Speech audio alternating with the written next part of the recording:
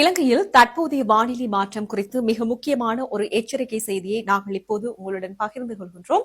யாழ் பல்கலைக்கழகத்தின் புவியியல் துறை தலைவரும் வானிலை ஆய்வாளருமான கலாநிதி நாகமுத்து பிரதீபராஜா அவர்கள் ஏற்கனவே விடுத்துள்ள விசேட அறிவிப்பின்படி இலங்கையில் எதிர்வரும் நாட்களில் வெப்பநிலை சடதியாக அதிகரிக்கக்கூடும் என்று சொல்லி எதிர்பார்க்கப்படுகின்றது என குறிப்பிட்டிருந்தார். ஏன் இந்த வெப்பநிலை உயர்வு என்பதை பற்றி நாங்கள் பார்க்கலாம். அதாவது ஏப்ரல் 2ஆம் தேதி முதல் ஏப்ரல் 15ஆம் தேதி வரை சூரியன் இலங்கைக்கு நேர் உச்சமாக நிலை கொள்ள உள்ளது என்று சொல்லியிருந்தார். இதனால் நாட்டின் பல பகுதிகளில் சூரியனுடைய அமைவு கிட்டத்தட்ட 90 பாகையில் அமையும். இதன் விளைவாக இலங்கை முழுவதுமே கடும் வெப்பம் நிலவும் என கணிக்கப்பட்டிருக்கிறது. சராசரி வெப்பநிலை நாட்டின் பல பகுதிகளில் 38 பாகை செல்சியஸ் முதல் 42 பாகை செல்சியஸ் வரை நிலவக்கூடும் என்று சொல்லியிருந்தார். அதே மாதிரி அதிகூடிய வெப்பநிலை பார்த்தீங்கன்னு சொல்லி சொன்னால் பகல் பொழுது வெப்பநிலையானது 43 பாகை செல்சியஸையும் தாண்டக்கூடும் என்று சொல்லி எச்சரிக்கை விடுக்கப்பட்டிருக்கிறது. வளிமண்டலத்தில் ஈரப்பதன் அதிகமாக இருப்பதனால் நாம் உணரும் வெப்பத்தினுடைய தாக்கம் இன்னும் நாளுக்கு நாள் கூடுதலாக இருக்கும் என்று சொல்லியும் குறிப்பிட்டிருக்கிறார். அதே மாதிரி பொதுவாக மனித உடல் 40 பாகை செல்சியஸிற்கும் அதிகமான வெப்பத்தை தாங்குவது கடினம். இது வெப்பவாதம் போன்ற சில உயிராபத்தான நிலையை ஏற்படுத்தலாம் என்று சொல்லியும் அஞ்சப்படுகிறது. எனவே மக்கள் பின்வரும் நடைமுறைகளை பின்பற்றுமாறு கேட்டுக் கொள்ளப்படுகிறீர்கள்.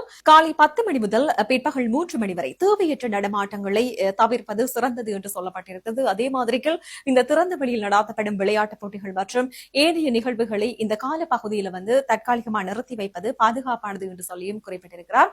அதைவிட குறிப்பாக முதியவர்கள், சிறுவர்கள், விசேட தேவையுடையவர்கள் மற்றும் கர்ப்பிணி தாய்மார்கள் குறித்து அவர்கள் கொஞ்சம் கூடுதலாக இந்த கால பகுதிகளில் கவனம் செலுத்துங்கள் என்று சொல்லியும் சொல்லப்பட்டிருக்கிறது. அதே மாதிரி இலகுவான வெள்ளை அல்லது வெளிர் நிற பருத்தி ஆடைகளை அணிவது உங்களுக்கு பாதுகாப்பு என்று சொல்லியும் குறிப்பிட்டிருக்கிறார்கள். அதே மாதிரி தாகம் இல்லாவிட்டாலும் பரவாயில்லை, நாள் முழுவதும் போதிய அளவு தண்ணீரை அருந்துவது நல்ல அதையும் உறுதிப்படுத்திக் கொள்ளுமாறு சொல்லப்பட்டிருக்கிறது. அதைவிட அதிக வெப்பம் காரணமாக நீர் ஆவியாதல் மற்றும் பயிர்களில் இருந்து நீர் வெளியேறுதல் அதிகமாக இருக்கும். அதால விவசாயிகள் மிகவும் அவதானமாக இருக்குமாறு சொல்லப்பட்டிருக்கிறது. குறிப்பாக வடக்கு கிழக்கு, வடமத்திய மற்றும் வடமேல் மாகாணங்களில் இதனுடைய தாக்கம் கொஞ்சம் கூடுதலாக இருக்கும். எனவே பயிர் வாடாமல் இருக்க தகுந்த நீர்ப்பாசன முறைகளை கையாளுமாறு விவசாயிகள் அறிவுறுத்தப்படுகிறார்கள். தற்போதைய நிலையில் எல் நினோ தாக்கம் இன்னும் ஆரம்பிக்கவில்லை என்றாலும் கூட மே மாதம் வரையில் வானிலை நடுநிலையாகவே இருக்கும். எனினும் சூரியனுடைய அந்த உச்சம் காரணமாகவே இந்த வெப்ப உயர்வு ஏற்படுகிறது.